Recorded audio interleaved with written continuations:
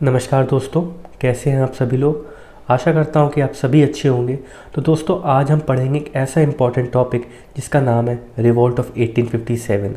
और ये important topic इसलिए है क्योंकि इस पर्टिकुलर रिवोल्ट ने अंग्रेज़ी हुकूमत को जड़ से हिला के रख दिया था, या आप बोलो अंग्रेज़ी राज के तोते उड़ा के रख दिए थे इस रिवोल्ट ऑफ 1857 ने। क्योंकि दोस्तों, इसमें समाज का हर एक वर्ग सामने निकल के आया था अंग्रेज़ों के अगेंस्ट, और अंग्रेज़ों को एक कड़ी चुनौती दी थी, जिसके चलते आप देखोगे कुछ मेजर चेंजेस भी सामने आए थे अंग्रेज़ों की तरफ से। बट वो चेंजेस हम लोग इस वीडियो में नहीं डिस्कस करेंगे, हम लोग वो चेंजेस आगे की फर्दर वीडियोस में डिस्कस करेंगे। अभी इस वीडियो में हम लोग जानेंगे क्या वो कारण थे जिससे रिवोल्ट ऑफ 1857 की आग देखने को मिली थी। और अगर आपको दोस्तों ये वीडियो अच्छा लगे तो प्लीज़ लाइक करिएगा, शेयर करिएगा और सब्सक्राइब भी करिएगा। तो चलिए आगे बढ़ते हैं अपने टॉपिक की ओर और जानते हैं introduction to the revolt of 1857 के बारे में। तो दोस्तों, रिवोल्ट ऑफ 1857 को हम फर्स्ट वॉर ऑफ इंडिपेंडेंस या सिपॉय म्यूटनी के नाम से भी जानते हैं। भले ही दोस्तों हमें आज़ादी 1947 में मिली हो, बट शुरुआत हो चुकी थी अंग्रेज़ों को जड़ से उखाड़ फेंक देने की भारत से काफ़ी पहले से ही। पर अगर हम अंग्रेज़ों के आगमन की बात करें तो ये अंग्रेज़ आए थे मुग़ल एम्परर्स के रेजीम में। तब भाई जो इनकी औकात हुआ करती थी ना दोस्तों, वो महज एक ट्रेडिंग एक्टिविटीज़ की परमिशन लेने के लिए ये लोग मुग़ल एम्परर्स के सामने आके हाथ जोड़ के खड़े हुआ करते थे कि भैया कृपा कर दो और हमको ट्रेडिंग एक्टिविटीज़ की परमिशन दे दो। बट बैटल ऑफ पलासी में जो विक्ट्री हुई ना इन अंग्रेज़ों की, उसके बाद इन लोगों ने नदर्न इंडिया में पावर को कंसोलिडेट करना शुरू कर दिया। और 1757 से 1857 तक के टाइम पीरियड में काफ़ी सारी ब्रिटिश पॉलिसीज़ आई और धीरे धीरे करके ब्रिटिश का ट्रू नेचर लोगों के सामने आना शुरू हो गया। फिर वो चाहे दोस्तों लोगों को लूटना हो एक्सेसिव टैक्स लगा करके, या एग्रीकल्चर का कमर्शलाइजेशन करवाना हो, किसानों की खुद की ज़मीनों पर इंडिगो की खेती करवा करके, या फिर जो इकोनॉमिक ड्रेन करवाया इन अंग्रेज़ों ने, क्योंकि जो टैक्सेस दोस्तों ये लोग यहाँ से चूसते थे, इकट्ठा करते थे ना, वो इंडिया में ना खर्चा करके ये लोग ब्रिटेन में यूज़ करते थे ताकि ब्रिटेन का इकोनॉमिक प्रोग्रेशन हो और इंडिया का इकोनॉमिक ड्रेन हो। तो काफ़ी सारे फैक्टर्स रिस्पॉन्सिबल थे। और आप ये भी देखोगे चाहे वो किंग्स हो गए, क्वींस हो गए, प्रेसिडेंट्स हो गए, मौलवीज हो गए, सब इन अंग्रेज़ों से खिसियाए हुए थे। सबके अपने अपने इंडिविजुअल रीजंस थे इन अंग्रेज़ों के अगेंस्ट। तो चलिए सबसे पहला कॉज समझ लेते हैं डिटेल में, जो कि है इकोनॉमिक कॉज। तो दोस्तों, इन अंग्रेज़ों की पॉलिसीज़ ने अपने देश के इकोनॉमिक फैब्रिक को तोड़ के रख दिया।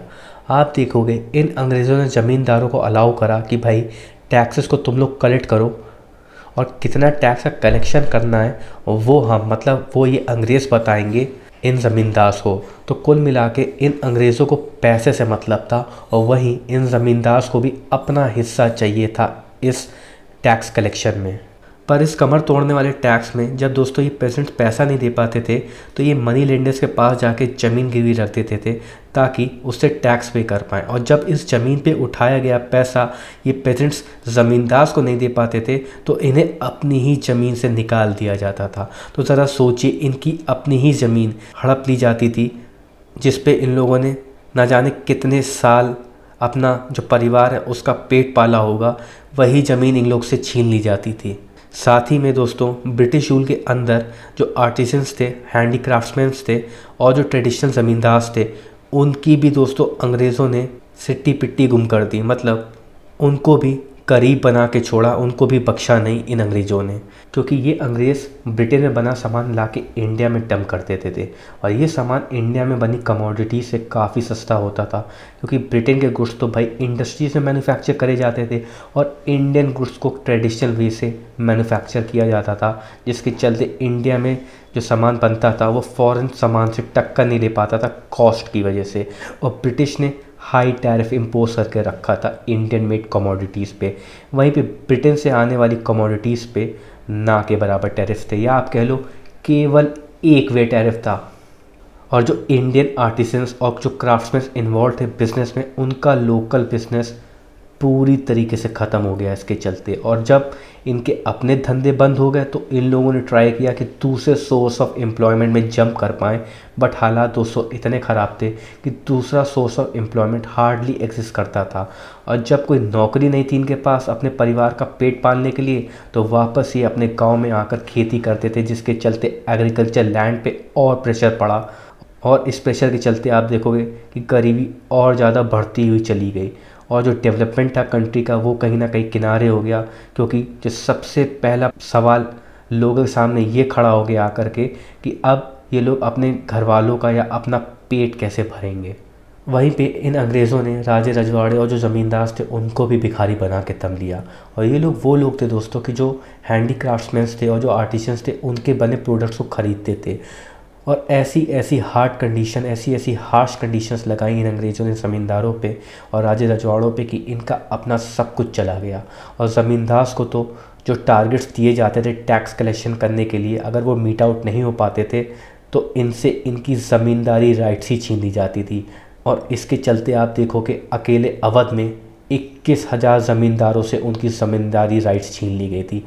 और धीरे धीरे ये ज़मींदार जब खुद गरीबी में चले जाएंगे तो क्या ही दोस्तों ये आर्टिजन्स और हैंडीक्राफ्ट का सामान ले पाएंगे। तो ओवरऑल सोसाइटी का हर वर्ग अपने अपने इश्यूज़ से अफेक्टेड था। और ये जो इश्यूज़ थे ये सब अंग्रेज़ों की देन थे। देन दोस्तों हम लोग आगे बढ़ते हैं और आते हैं पॉलिटिकल कॉजेज़ पे।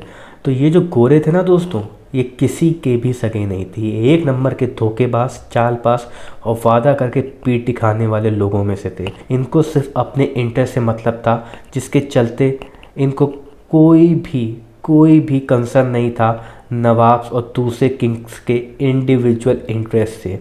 बस ये करना चाहते थे कि जो पॉलिसीज़ ये लोग लेके सामने आ रहे हैं किसी न किसी तरीके से उन पॉलिसीज़ के थ्रू बेहतर कंट्रोल स्टैब्लिश कर पाएँ इंडियन रूलिंग क्लास पे। और इसमें से 2 पॉलिसीज़ काफ़ी लाइट में आई। इसमें से सबसे पहली पॉलिसी है सब्सिडरी अलायंस की, जिसको प्लान करा था लॉर्ड वेलेस्ली ने और इंट्रोड्यूस करा था फ्रेंच गवर्नर ड्यूप्लेक्स ने। इसमें इंडियन रूलर्स अपनी फोर्सेस नहीं रख सकते थे, बल्कि ब्रिटिश फोर्सेस को डिप्लॉय करा जाएगा इंडियन रूलर्स की टेरिटरी पे। और इसके लिए इंडियन रूलर्स को इन रिटर्न पे करना होगा ब्रिटिश को। साथ ही साथ इंडियन रूलर्स को अपनी टेरिटरी पे अलाउ करना होगा ब्रिटिश को कि वो ड्यूटी फ्री ट्रेड कर पाएँ। इसके चलते दोस्तों आप देखो कि जो इंडियन स्टेट्स हैं उनकी जो अपनी इंडिपेंडेंस थी, उनकी खुद की जो इंडिपेंडेंस थी वो धीरे धीरे ब्रिटिश के अंदर चली गई। और कई बार ऐसा होता था दोस्तों, जो इंडियन रूलर्स होते थे वो अपना एडमिनिस्ट्रेशन ही जो था वो पूरी तरीके से कोलैप्स हो जाता था, जिसके चलते इन अंग्रेज़ों को मौका मिल जाता था इंडियन रूलर्स की टेरिटरी पर कब्जा जमाने का। मतलब कहीं से भी मौका नहीं छोड़ना चाहते थे ये इंडिया पे अपना कब्जा जमाने के लिए। फिर दूसरा एक्ट था डॉक्ट्रिन ऑफ लैप्स का, 1848 में इसको लाया गया था, जिसको डलहौसी ने डॉक्यूमेंट करा था। और इस डॉक्ट्रिन ऑफ लैप्स से और नई टेंशन्स फ्लेयर अप हुई। इसके तहत कोई भी प्रिंसली स्टेट हो, वो चाहे ईस्ट इंडिया कंपनी के डायरेक्ट एडमिनिस्ट्रेशन के अंदर हो या नहीं हो, एनेक्स हो जाएगी अगर उस इंडियन रूलर का कोई भी लीगल मेल हेयर नहीं होगा। मतलब अगर कोई भी अडॉप्टेड सन होगा किसी भी इंडियन रूलर का, तो उस अडॉप्टेड सन के फादर की डेथ के बाद वो अडॉप्टेड सन अपने फादर की जगह रूल कंटिन्यू नहीं कर पाएगा। और अगर कोई हिंदू प्रिंसेस हुई उसको भी राइट टू सक्सेशन नहीं मिलेगा अपने पिता की डेथ के बाद। साथ ही साथ पेंशन से भी निकाल दिया जाएगा उस अडॉप्टेड सन को। मतलब उस अडॉप्टेड सन को पेंशन भी नहीं मिलेगी इन ब्रिटिश ऑफिशियल्स द्वारा। और इसके चलते आप देखोगे काफ़ी अनरेस्ट सामने आया इंडियन रूलर्स में, स्पेशली रानी लक्ष्मीबाई जो चाहती थी कि उनका अडॉप्टेड सन दामोदर राव गद्दी पे बैठे इनके हस्बैंड गंगाधर राव की डेथ के बाद। और दूसरी तरफ नाना साहेब जिन्होंने कानपुर से रेजिस्टेंस दिया था, ये एडॉप्टेड सन थे पेशवा बाजीराव टू के।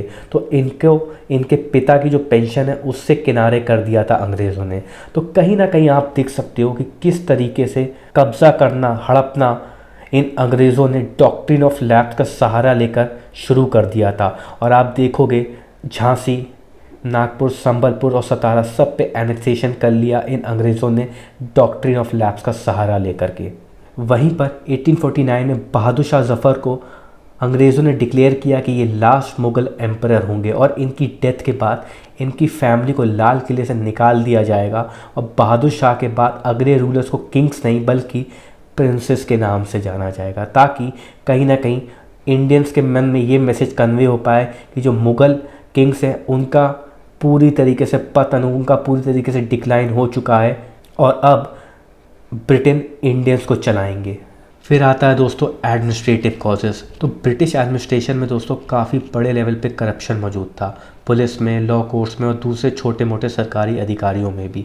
अच्छा, इस करप्शन के चलते सब लोग अपनी अपनी रोटियां सेक रहे थे और कहीं ना कहीं जो आज आप करप्शन महसूस करते हो उसके लिए काफ़ी हिस्टोरियंस ने ये एग्री किया है कि ये करप्शन ईस्ट इंडिया कंपनी की ही देन है। पर दोस्तों कहीं ना कहीं एक बात ये भी सच है कि सब इस करप्शन में इन्वॉल्व नहीं थे, कुछ अच्छे भी लोग थे उसमें। वहीं पे जैसे मुग़ल से इंडियंस रिलेट कर पाते थे, एक सेंस ऑफ अटैचमेंट बन के निकलता था मुग़ल्स और इंडियंस के बीच में, उस तरीके का कोई भी sense of attachment between Indians और जो ब्रिटिश हैं उनमें एग्जिस्ट नहीं करता था। तो उससे भी क्या होता था, एक गैप बनना शुरू हो गया था बिटवीन इंडियंस एंड ब्रिटिश। साथ में आप देखोगे जो कॉम्प्लेक्स जुडिशल मैकेनिज़्म था जिसके चलते अमीर पढ़े लिखे लोग वो गरीबों को दबाया करते थे इस कॉम्प्लेक्स जुडिशल मैकेनिज़्म का सहारा लेकर के। तो कहीं ना कहीं तंत्र का सहारा लेकर भी लोगों को दबाया गया, नीचे करा गया ब्रिटेन के द्वारा। देन अब आगे आता है सोशो रिलीजियस कॉजेस।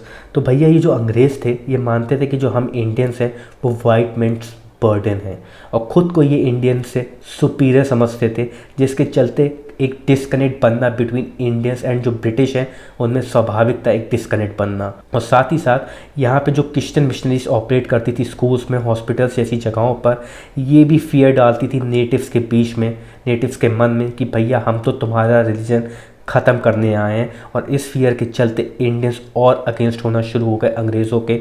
और दोस्तों आप देखोगे कि इन मिशनरीज़ ने ऐसा नहीं था कि लोगों को कन्वर्ट नहीं किया, इन मिशनरीज़ ने लोगों को मास लेवल पे कन्वर्ट किया है, फिर वो चाहे मुस्लिम धर्म के हों चाहे वो हिंदू धर्म के हों।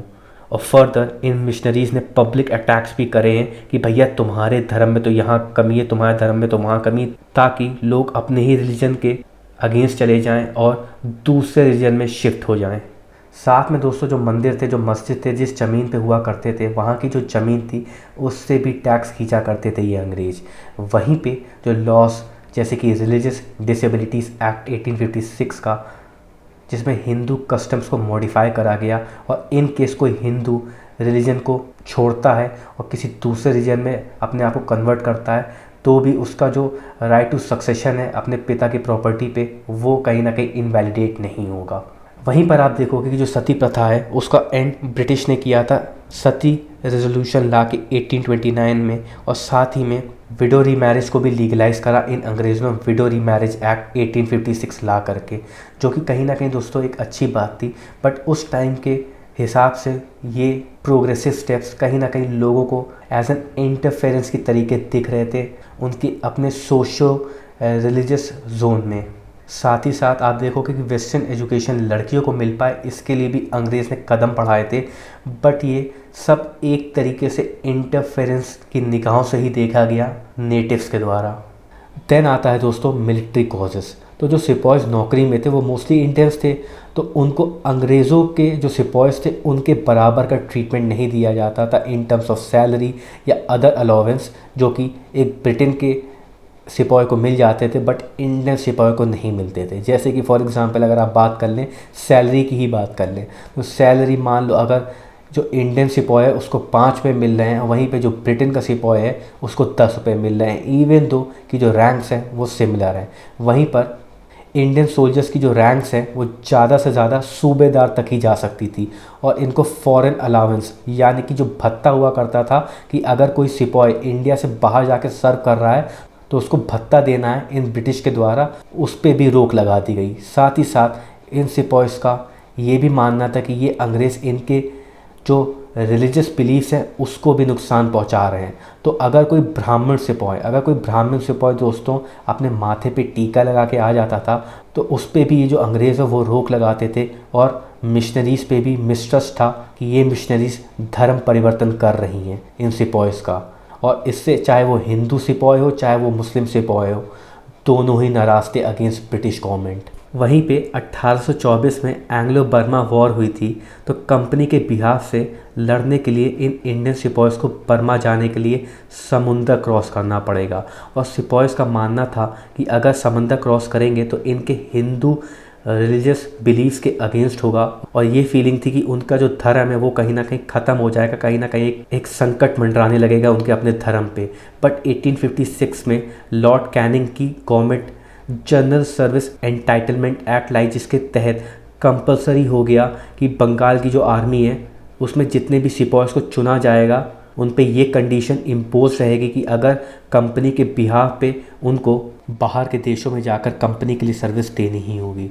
तो बेसिकली कोई भी तरीके से रिलीजियस कंसिडरेशंस नहीं रहेंगे इंडियंस के लिए, उनको जो सर्विसेज हैं उसका पूरी तरीके से पालन करना ही होगा, क्योंकि भैया बिल आ चुका था और अगर बिल का पालन नहीं करेंगे तो उनको उनकी सर्विस से ही डिबार कर दिया जाएगा।